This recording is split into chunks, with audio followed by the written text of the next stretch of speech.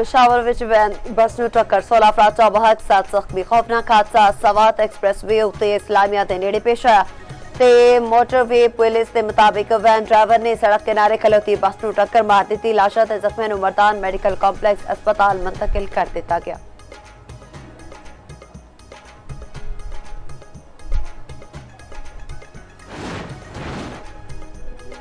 Iran नाल मुआहदा हुण तक मुकम्मल तय नहीं होया। मुआहदे नूं हुण तक किसी ने नहीं वेख्या, ना ही कोई जानता है कि इस मुआहदे विच की अमरीकी सदर डोनाल्ड ट्रंप ने सोशल मीडिया ते बयानात लिखिया।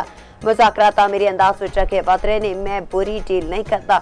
हतमी मुआहदा हुण तक नाकाबंदी बरकरार रहेगी।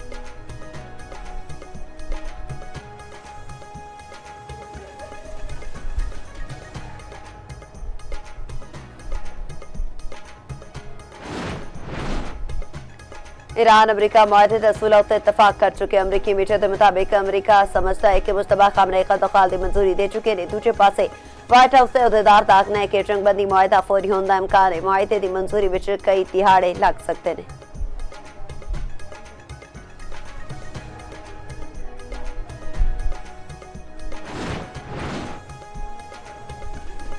8 अरब के मुस्लिम मुल्कों के फ्लोटिला अरकान नाल नारवा सलूक की मजम्मत। पाकिस्तान, कतर, यूएई, सऊदी अरब, तुर्किया, इंडोनेशिया, उर्दन, मिस्र शामिल। इलामी में आख्या गया है कि इसराइल वजीर दाखिला दा रवैया जिला तामीर से नाकाबिले कबूल है। इसराइल की जिम्मेदारी के वास्ते खिलाफ वर्जी है।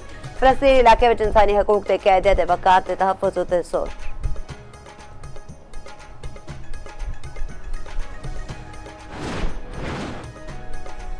मनासिक हज का आगाज हो गया। आज़मीन के काफिले मना पड़ना शुरू। हज का रुकन आज़म वकूफ अरफा कल होगा।